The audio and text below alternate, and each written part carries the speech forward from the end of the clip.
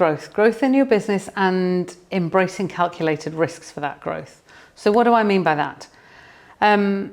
Calculated risk is I have weighed up the pros and cons of this and I am in a position to take this risk and it should reward. There's always a risk. It may not reward, but to be in a position to be able to do that, there are a couple of things you need to do first. So you've heard me talk about this so often. I do it on all the videos. I talk about financial planning step 1.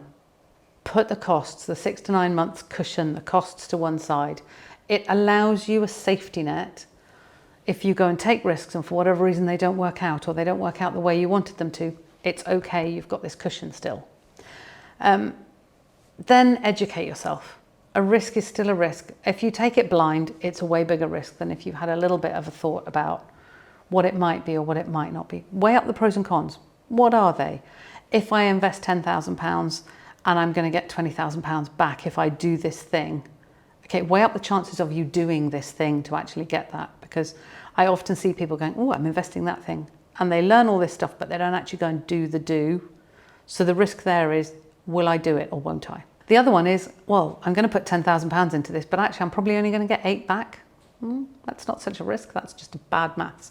It doesn't, weigh it up. What are you going to get back? The question that I tell everybody is, what's the money for and what's in it for me? And those are the things that you need to think about for this to be a calculated, educated risk. It's like, okay, what job does this money have to do? What is it doing? Is it building and scaling and growing my business? Is it creating personal wealth? Is it just helping me launch this business and get it going? If it will do those things and you think this risk will return on that, then fantastic. If this money's for something else, what something else is, then that's not an educated risk or a calculated risk. That's just that's a punt. That's an absolute natural punt. So weigh up the numbers. It'll cost this against a potential return, provided this thing in the middle happens.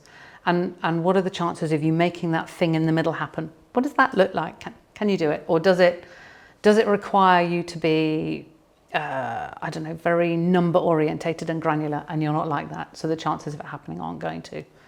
So have a think about that. And then time. Time is the other thing. If you're buying something for an investment, do you have the time frame for it to come out the other end?